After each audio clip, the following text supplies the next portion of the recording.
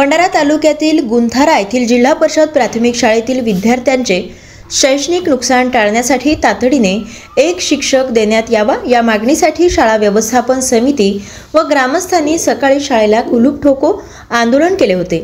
या आंदोलनाची दखल घेत जिल्हा परिषद सदस्य, पंचायत समिती सभापती, जिल्हा परिषद शिक्षणाधिकारी, पंचायत समितीचे गट शिक्षणाधिकारी यांनी शाळेत लवकरच शिक्षक देण्यात येईल असे लेखी आश्वासन दिले आहे। त्यामुळे 5 तासानंतर आंदोलनाची सांगता करण्यात आली आहे। जिल्हा परिषद प्राथमिक शाळा गुंथारा येथे वर्ग 1 ते 4 असून विद्यार्थी पटसंख्या 98 आहे, परंतु शाळेत एका वर्गासाठी शिक्षक नाही, त्यामुळे विद्यार्थी अध्ययन व अध्यापन कार्यापासून दिवसभर वंचित असतात। विद्यार्थ्यांचे शैक्षणिक नुकसान होत आहे।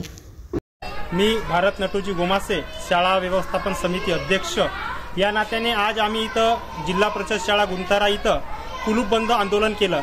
तो आंदोलन 5 तास चालला। संपूर्ण गावकरी इथे उपस्थित होते। बहुसंख्येने 200 ते 300 संख्येने इथं गावकरी उपस्थित होते।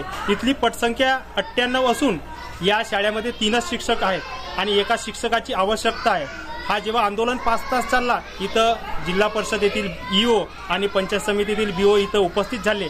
त्यांनी आम्हाला आश्वस्त केले की आम्ही येणाऱ्या या 10 दिवसात तुम्हाला शिक्षकाची पूर्तता करू आणि त्यांच्या आश्वासनानुसार आम्ही हा आंदोलन 5 तासानंतर मागे घेत आहोत असे आम्ही जाहीर करतो।